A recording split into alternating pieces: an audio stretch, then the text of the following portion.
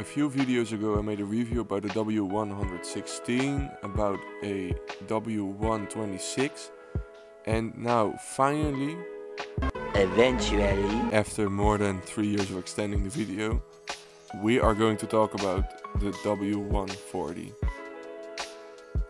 This is one of the most iconic S-classes within the whole S-class universe thing, because a lot of celebrities such as Putin, Michael Jordan, etc.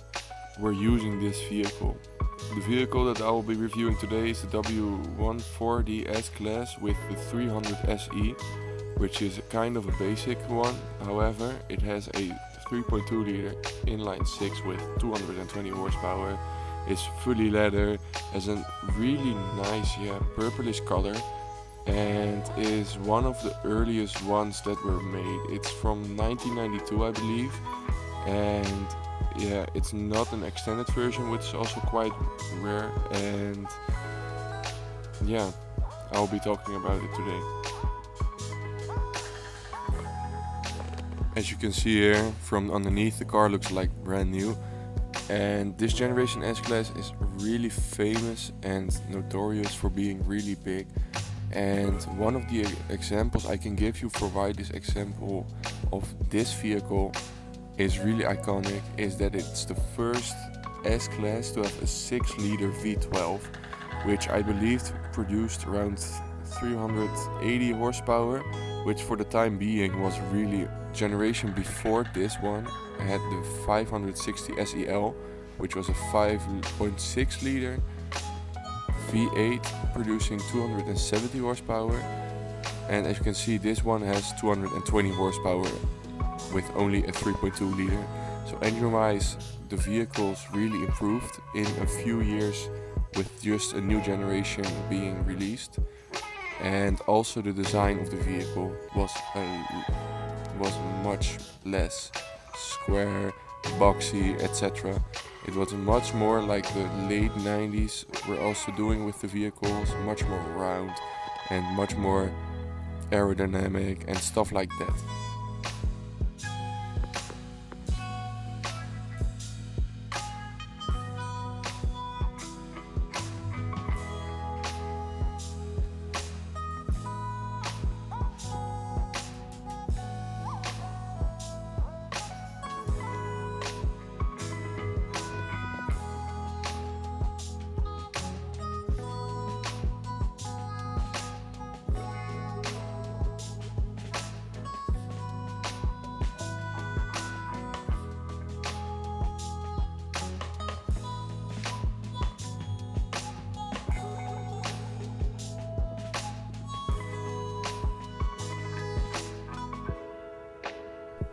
With this car being produced in 1992, it's also the car in the first production year of the W140, because the production of the W126 ended in 1991 after 12 years.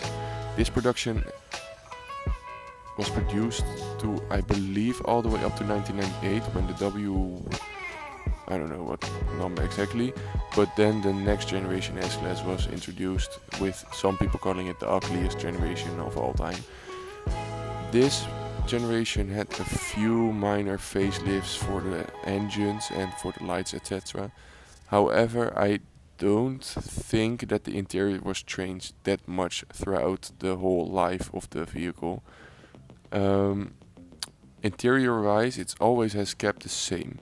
As you can see here, in front of it was the W116 that was reviewed a few videos back, and this car was all really focused on class and safety.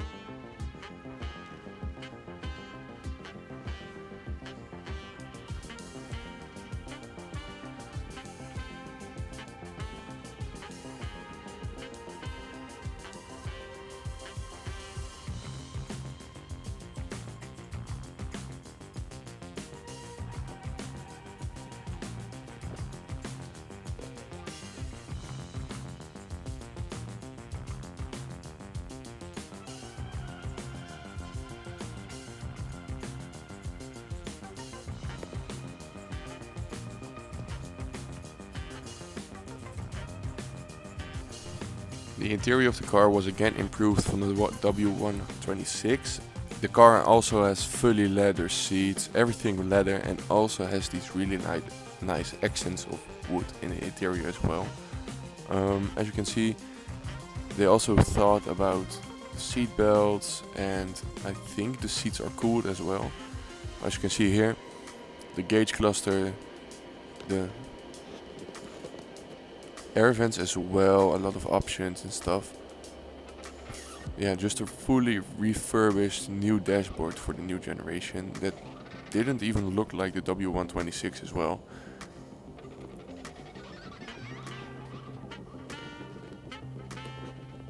As you can see here, you have a nice strip of Mercedes-Benz when you enter the car. Just some few touches to really understand that this is like top of the line luxury within the 90s. As you can see in the other door, you have 2 speakers in one door, which is actually for today's standards as well quite a lot. And as you can see here, the car has only driven about 130,000 kilometers, which is like really not that much.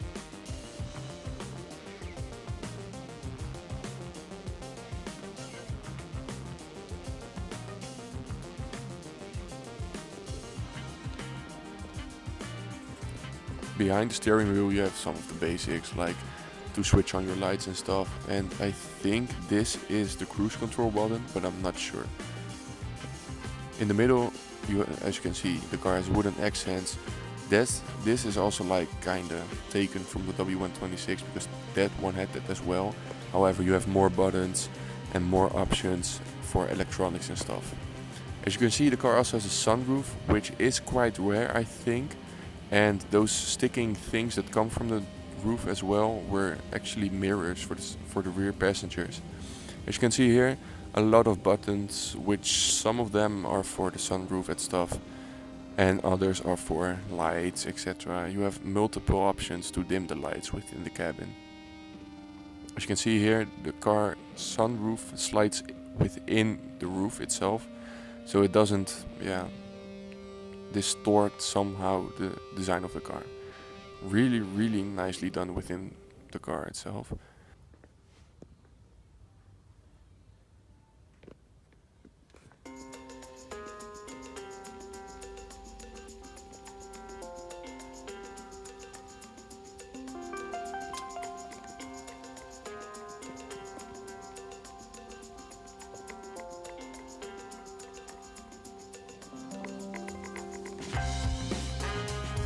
And you also have an ashtray in each part of the door because smoking was normal.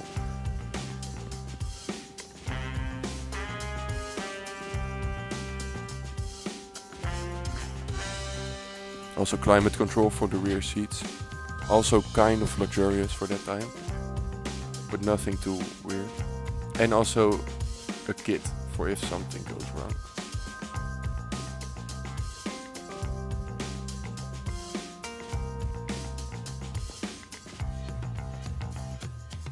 A light for a passenger to turn on, because the car had a sunroof, so I think no lights were on the roof, so they put it behind the door.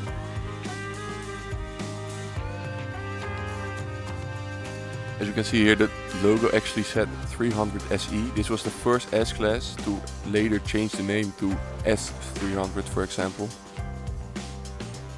As you can see here, the passengers could also like get their own temperature for the climate control and stuff.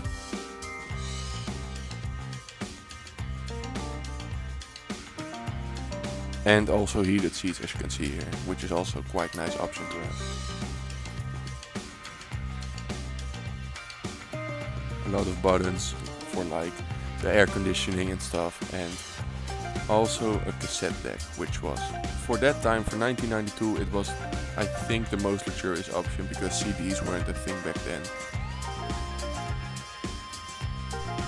Sadly, I couldn't show the engine, however here's a list of all the engines that were fitted in the 140.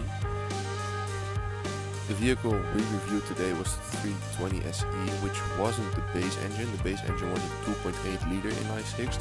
This engine produced around 185 horsepower and had a 0 to 60 time of around 10 seconds, making it one of the slowest cars that the engines offered.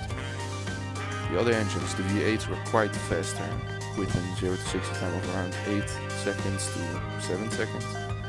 And the greatest engine of all was the V12, but I will talk about that later.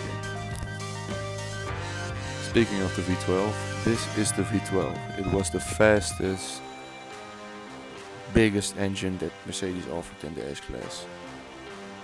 It had a 6-liter V12 with 404 horsepower, 580 Newton meters, a top speed of 250 km an hour, and a 0 to 60 time of 6.6 seconds. However, there were tuners within this time period that did not like these numbers and improved them.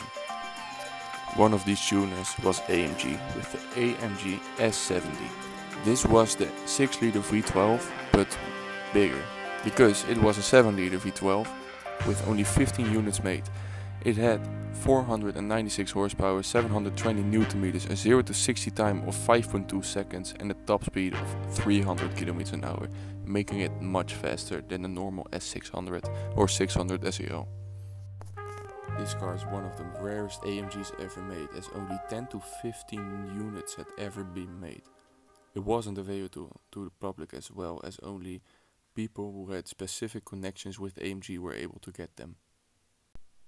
And at last we have the Brabus S73, which is a 7.3 liter V12 producing 582 horsepower, 773 Newton meters, a 0 to 60 time of 4.9 seconds and a top speed of 314 km an hour. This car I could not find much information about, but was the car with the most power that was being said with the W140. Besides these high performance petrol engines, Mercedes-Benz also offered various diesel engines because they started to see potential in it. They saw that diesels with turbos are actually quite normal, quite reasonable in traffic as well, because they weren't so slow as they were without turbos. So they offered a 3 and a 3.5 liter turbo diesel. The 3.5 liter produced around 140 horsepower, while the 3 liter produced up to 180 horsepower, which is quite significant an improvement. It's a good engine and a lot of people also bought it with their S-classes.